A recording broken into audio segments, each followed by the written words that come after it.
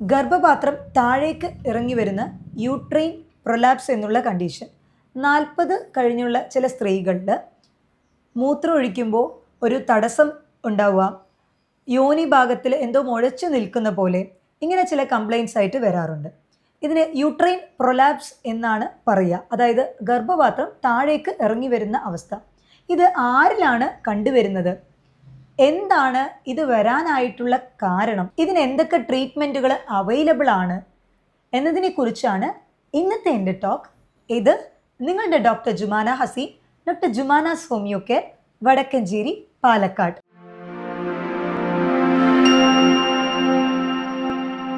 സ്ത്രീകളിൽ യൂട്രസ് എന്ന് പറഞ്ഞ ഗർഭപാത്രം, യൂറിനറി ബ്ലാഡർ, മൂത്രസഞ്ചിക്കും അതേപോലെ തന്നെ വൻകുടലിൻ്റെ അവസാനത്തെ പോർഷൻ, ഇതിന് രണ്ടിനും നടുവിലായിട്ടാണ്, റെക്റ്റത്തിനും അതേപോലെ മൂത്രസഞ്ചിക്കും നടുവിലായിട്ടാണ് ഈ ഗർഭപാത്രം ഉള്ളത്.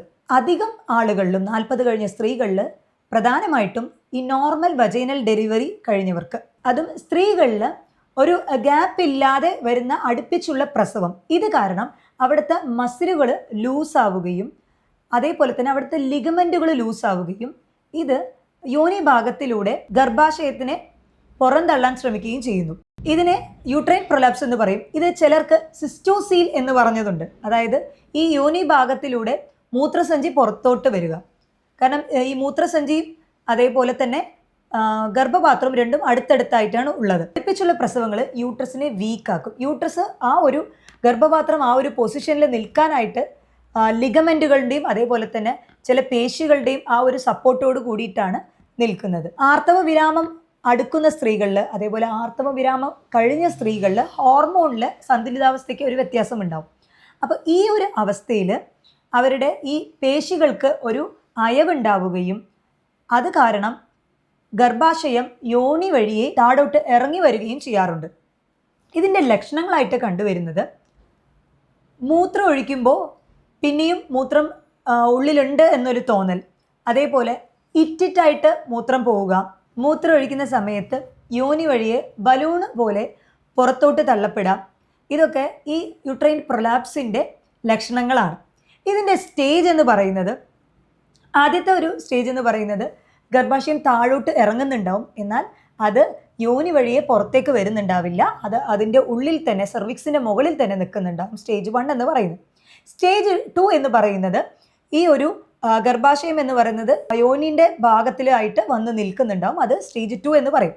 സ്റ്റേജ് 3 എന്ന് പറയുമ്പോൾ യോനിയിൽ നിന്നും അത് പുറത്തോട്ട് വരികയും കൈകൊണ്ടോ അല്ലെങ്കിൽ നമുക്ക് മെക്കാനിക്കലി അത് ഉള്ളിലോട്ട് തള്ളിക്കയറ്റേണ്ട അവസ്ഥ വരാറുണ്ട്. അതാണ് സ്റ്റേജ് 3 എന്ന് പറയുന്നത്. സ്റ്റേജ് 4 എന്ന് പറയുന്നത് കംപ്ലീറ്റ് ഗർഭപാത്രം യോനി വഴിയെ പുറത്തോട്ട് ചാടാം. ഈ സ്റ്റേജ് 4 എത്തുമ്പോൾ അത് സർജിക്കൽ തന്നെ ആയിരിക്കും. സ്റ്റേജ് 3, സ്റ്റേജ് 4 ഇത് രണ്ടും സർജറി ചെയ്ത് മാത്രമേ നമുക്കത് റെക്ടിഫൈ ചെയ്യാൻ പറ്റുള്ളൂ. എന്നാൽ 1ഉം 2ഉം സ്റ്റേജുകളിലുള്ളത് നമുക്ക് ചില എക്സസൈസുകളുണ്ട്. അതേപോലെ തന്നെ പെസറി ട്രീറ്റ്മെൻറ്റ് പറയാറുണ്ട്. പെസറി ട്രീറ്റ്മെൻറ്റ് എന്ന് പറയുമ്പോൾ നമ്മളൊരു റിങ് പോലെ, ഗൈനക്കോളജിസ്റ്റാണ് അത് ചെയ്യാറ്, ഒരു റിങ് പോലെ ഉള്ളിൽ നിർത്തി, മസിൽസിൻ്റെ അയവ് കാരണമാണല്ലോ ഈ ഒരു ഗർഭപാത്രം യോനി വഴി ഇറങ്ങി വരുന്നത്. അപ്പോൾ അത് പിടിച്ചു നിർത്താൻ വേണ്ടിയിട്ട് ഒരു റിങ് പോലെ അവർ പെസറി ഇട്ട് വെക്കാറുണ്ട്. സ്റ്റേജ് 1ഉം 2ഉം ഈ ഒരു കണ്ടീഷനിലുള്ളവർ തീർച്ചയായിട്ടും ചെയ്യേണ്ട ഒരു എക്സസൈസാണ് കീഗിൾ എക്സസൈസ് എന്ന് പറയുന്നത്. ഈ കീഗിൾ എക്സസൈസ് എന്ന് പറയുമ്പോൾ നമ്മൾ മൂത്രം ഒഴിച്ചതിന് ശേഷം ചെയ്യേണ്ട ഒരു എക്സസൈസാണ്. മൂത്രം ഒഴിച്ചതിന് ശേഷം നമുക്ക് മൂത്രം ഒഴിക്കാനുള്ളൊരു സെൻസേഷൻ വരുമ്പോൾ പുറത്തെവിടെയെങ്കിലും ആണെങ്കിൽ നമ്മളിത് പിടിച്ചു വെക്കാറില്ലേ, അതുപോലെ നമ്മൾ ആ ഒരു പെൽവിക് മസിലിനെ മൊത്തം ഉള്ളിലോട്ട് വലിച്ചു പിടിക്കുകയാണ് ചെയ്യുന്നത്. അങ്ങനെ ഒരു 5 സെക്കൻഡ് ഹോൾഡ് ചെയ്യണം, അതിനുശേഷം അത് റിലീസ് ചെയ്യണം. ഇങ്ങനെ ഇടയ്ക്കിടയ്ക്ക് ചെയ്യണം, ഒരു വട്ടം ചെയ്യലില്ല. നമ്മൾ ഇരുന്നുകൊണ്ടിരിക്കുമ്പോൾ ഓഫീസിൽ വർക്ക് ചെയ്യുന്നവരാണെങ്കിൽ അങ്ങനെ, അതല്ല ജോലി ചെയ്യുമ്പോഴാണെങ്കിലും ആ ഒരു ഇടയ്ക്കിടയ്ക്ക് ഒരു ദിവസം ഒരു 8-10 തവണ ഇടയ്ക്കിടയ്ക്ക് ഇങ്ങനെ ചെയ്യുന്നത് അവിടുത്തെ മസിലുകൾ കുറച്ചുകൂടെ ടൈറ്റ് ആവാനും ഇത് യോനി വഴി ഈ ഒരു ഗർഭപാത്രം പുറത്തോട്ട് വരാതെ തടയാനും സാധിക്കും. ശ്രദ്ധിക്കേണ്ട ഒരു കാര്യം, ഈ കീഗിൾ എക്സസൈസ് ചെയ്യുമ്പോൾ മൂത്രവിസർജനം ചെയ്തതിന് ശേഷം മാത്രം ചെയ്യുന്നതാണ് കുറച്ചുകൂടെ നല്ല റിസൾട്ട് കിട്ടാറ്. ആർത്തവ വിരാമമായ സ്ത്രീകൾ, അതേപോലെ അമിതമായിട്ടുള്ള വണ്ണമുള്ളവർ, വിട്ടുമാറാത്ത ചുമയുള്ളവർ, ഇവരിലൊക്കെയാണ് ഈ ഒരു യൂട്രൈൻ പ്രൊലാപ്സ് അല്ലെങ്കിൽ ഗർഭപാത്രം പുറത്തോട്ട് തള്ളി വരുന്ന അവസ്ഥ കണ്ടുവരുന്നത്. നോർമൽ വജൈനൽ ഡെലിവറി കഴിഞ്ഞ സ്വപ്രസവം കഴിഞ്ഞ സ്ത്രീകളാണെന്നുണ്ടെങ്കിൽ അവരിൽ കണ്ടിന്യൂസ് ആയിട്ട് ചുമയുണ്ട് എന്നുണ്ടെങ്കിൽ തീർച്ചയായിട്ടും അത് ചികിത്സിക്കേണ്ടതാണ്. കാരണം വിട്ടുമാറാത്ത ചുമ അവിടെ ഒരുപാട് പ്രഷർ നൽകുകയും അത് അവിടുത്തെ പേശികളെ ഒന്നുകൂടി അയഞ്ഞിട്ട് യോനി വഴിയെ അത് ഭാവിയിൽ പുറത്തോട്ട് ഈ ഗർഭപാത്രം തള്ളി വരാനും സാധ്യതകളുണ്ട്. അതുകൊണ്ട് തന്നെ ഇടവിട്ട് മാറാത്ത ചുമ ഉണ്ടെങ്കിൽ അത് നമ്മൾ ട്രീറ്റ് ചെയ്യണം. ചിലർക്ക് പേശികൾക്ക് ഒരു വീക്ക്നെസ്, ജന്മനാ തന്നെ വീക്ക്നെസ് ഉള്ളവരുണ്ടാവും.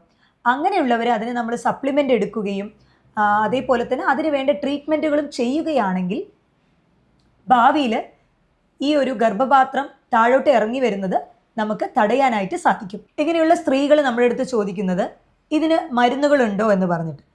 ഇറങ്ങി വന്ന ഗർഭപാത്രത്തിന് മുകളിൽ കയറ്റാനായിട്ട് മരുന്നുകൾ ഇല്ല.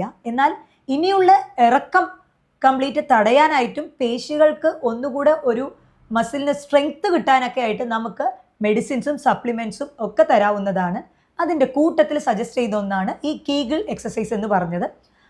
ഭാരമുള്ള ജോലികൾ, അതായത് വെയ്റ്റ് ലിഫ്റ്റിംഗ് ഉണ്ടാവുമല്ലോ, ഒരുപാട് വെയിറ്റ് ഉള്ളത് എടുക്കാതിരിക്കാനും ശ്രദ്ധിക്കും.